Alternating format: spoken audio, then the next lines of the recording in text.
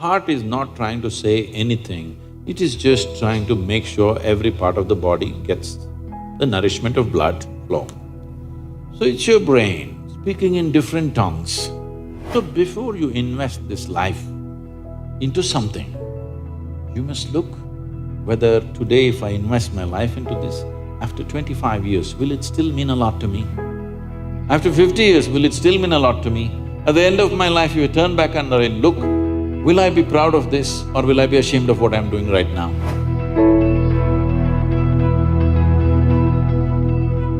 Namaskaram, Sadhguruji.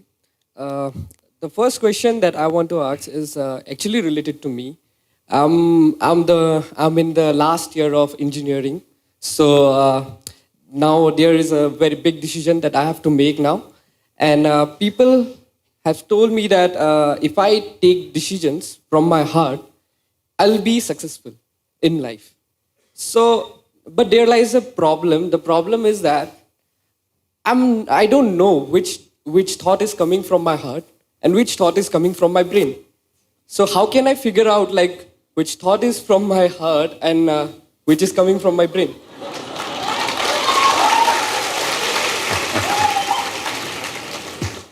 The heart makes only two sounds, lub-dub. Unless the local girls are disturbing it and it's going a little crazy. Otherwise it makes only two sounds. Rest of the noise is all coming from your head. This idea that something comes from the heart, something comes from the brain, it's metaphoric, but unfortunately a whole lot of people are taking it literally. There was a time in many parts of the world, particularly in Arabia, the medical science in Arabia believed the blood is pumped from the liver. You might have heard Urdu sayings about Kalija, have you? Because they believed blood is being pumped from the liver, because liver is a far more complicated organ than the heart. Heart is a simple pump. So do not give it any more responsibilities other than continuously pumping the blood and keeping you alive, unless somebody here breaks it. So, about the last year of engineering, I want you to change that language because this happened. Can I tell you a joke? It's okay? Yeah. You're pretty serious about this, that's why I'm asking. This happened. A very celebrated scientist was at a dinner and he was not grandly dressed or anything, he was looking very ordinary. So the lady who was, sitting next to him didn't pay much attention to him, she doesn't know who he is. But after some time, just to be polite, to make some conversation, "May I know what do you do?" He said, "I'm studying science." She said, "Oh, I finished that in my 10th class." So you're not going to, you're not in the last year of engineering, maybe the course, but not the last year of engineering, because for your entire life, if you learn engineering, when you're dying, after 100 years, okay? I'm not preponing it. After 100 years when you're dying, you would still know, if you're a constant learning process, you would still know you know very little about engineering. With that little, many things happen, that's different. So don't be in the last year of engineering. I know the program may be closing, but not the last year of engineering, okay? So, essentially engineering means to have things the way we want. Yes? When we say this building is well engineered, I'm not saying that. If we say this building is well engineered or an automobile is well engineered, what it means is it's functioning the way we want. Yes? Of all the pieces of engineering on this planet, of many pieces of engineering, a tree is a fantastic engineering, even a mountain is fantastic engineering because it stood there for 1,000,000 years. That means it must be good engineering, isn't it? Yes? Something that stands there for 1,000,000 years must be well engineered. Of all this, the most sophisticated piece of engineering is human mechanism, isn't it so? Hello? Most sophisticated of all the pieces of engineering. Now, because it's a sophisticated piece of engineering, it needs a certain level of attention, otherwise you don't figure it.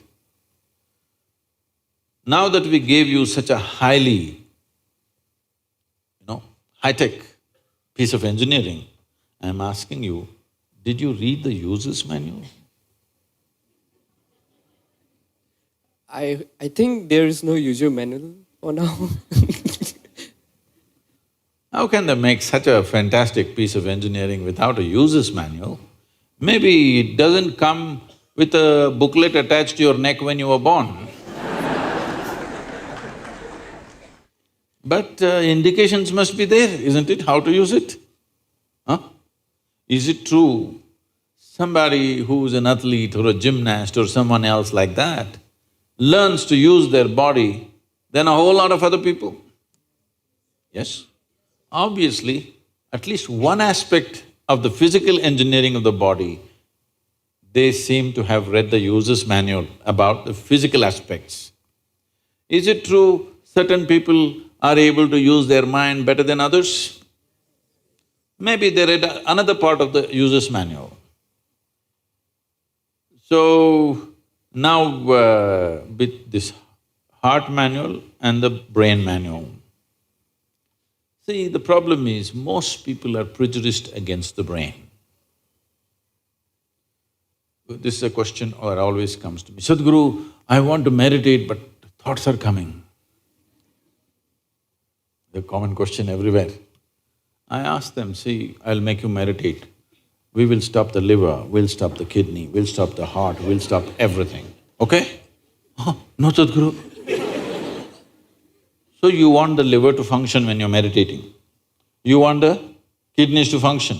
You want even the spleen to function, you want the heart to function, but you don't want your brain to function for some reason. This is simply because brain is a new equipment that you got in the evolutionary process. This level of cerebral development happened more recently compared to the other systems. If you cut open any mammal, they all have all these parts, isn't it? Every part that you have here, all of them have. Even if you open a frog, most of you, your biology department. Even if you open a frog, almost everything that you have, he also has, isn't it? It is only… the big difference is only the cerebral development, which is a more recent happening. Because it's a more recent happening, most people have not figured how to handle it. So, user's manual is very important. You don't read a user's manual just before you discard the machine. You read it in the first few days, isn't it? Hello? If you buy a phone, do you want to read the user's manual in the first 3 days or after 3 years when you're throwing it away? First 3 days, isn't it? So, knowing how this functions is very important. Never did ever heart generate any thought or intention.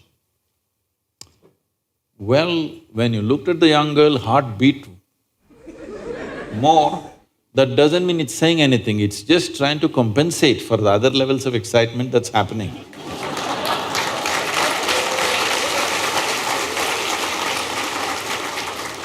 The heart is not trying to say anything, it is only compensating, you need more blood, so it's pumping little harder. That'll happen even if you run up the staircase. Yes? What happens to you little panting when you fall in love also happens physiologically when you run up a staircase, yes or no? Fear also does that to a whole lot of people. So, heart is not trying to say anything, It is just trying to make sure every part of the body gets the nourishment of blood flow. So it's your brain speaking in different tongues. What's your native language? What's your mother tongue? Assamese. So, because when you know 2, 3 languages, sometimes it gets confused, sometimes it speaks in English, sometimes in Assamese, sometimes in something else. So you're thinking different people are speaking, heart is speaking, mind is speaking, no. There is thought and there is emotion. People think these two things are saying different things. They're not saying different things. The way you think is the way you emote, isn't it so? Right now, if I think, oh, she's the most wonderful person on the planet, I just have to think. Then my emotions become sweet towards her. Now I think she's the most horrible creature on the planet. Now my emotions become nasty. Yes or no?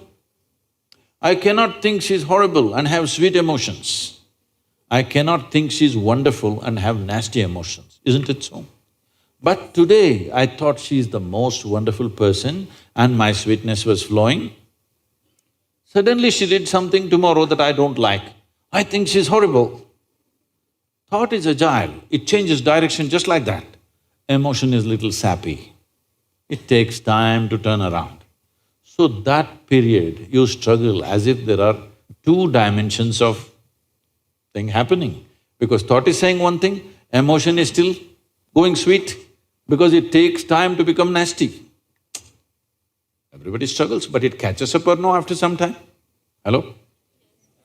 Today you thought she's wonderful, sweetness was flowing, tomorrow she did something you don't like, you thought she's horrible, the thought is clearly saying she's horrible, but emotions are struggling because they can't turn quickly, they take time to turn. But after a week or 10 days or 2 months, depending on how deeply you're engaged, after some time, emotion catches up with the thought. Emotion also says, yes, she's horrible, so let's be nasty to her. So, they're not speaking different languages, one is agile, another is little slow in his corners. So, it looks like they're speaking different languages. When it comes to what you want to do, you must think clearly, it's very important. Thinking clearly means, the question is not about what will get me this, what will get me that. Is your life precious to you? All of you, I'm asking. Your life, is it precious to you? Yes. So before you invest this life into something, you must look whether today if I invest my life into this, after 25 years, will it still mean a lot to me? After 50 years, will it still mean a lot to me? At the end of my life, if you turn back and I look, will I be proud of this or will I be ashamed of what I'm doing right now? Doesn't matter what other people say. But you should not do anything that you will feel ashamed of, isn't it so? Huh? It doesn't matter, people say so many things. Everybody has an opinion, it's their business. But you don't do something that you will feel ashamed of, isn't it? Then you're turning against yourself. Somebody turns against you, you can leave them and go somewhere else. If you turn against yourself, you'll have to live with it forever. So, this is all you have to look at it. Something will get you money, something will get you comfort, that's not the point. What you choose to do, will it give you a life? When I say give you a life, are you just trying to make a living or are you trying to make a life out of this? This is important. Making a living is not an issue. A worm, an insect, a bird, an animal, all of them are making their life, making a living, isn't it so? They're even making a life out of it, but definitely they're making a living. So making a living with such a big brain is not an issue. Earning your food is not an issue, making a living is not an issue. Only problem is you want to live like somebody else, that's an endless problem. I want to live is not a problem. I want to live like you, this is a problem. So, it is important, if you consider your life as a precious life, you must make sure you make a wonderful life out of this. Whatever opens up in that direction, that is the thing you should do. But when you're under the pressure of peers, somebody is saying, I'm going to America, somebody says, I'm going to the government job, somebody says, I'm doing this. So one thing that all of you should do before you make big decisions in your life is withdraw from these pressures of peers, professors, parents, everybody. Just spend 3 days to 1 week by yourself. Look at it, what is it that you really want to do? Not under pressure from other people. What does this life want to do? Do that. It doesn't matter what other people think about it.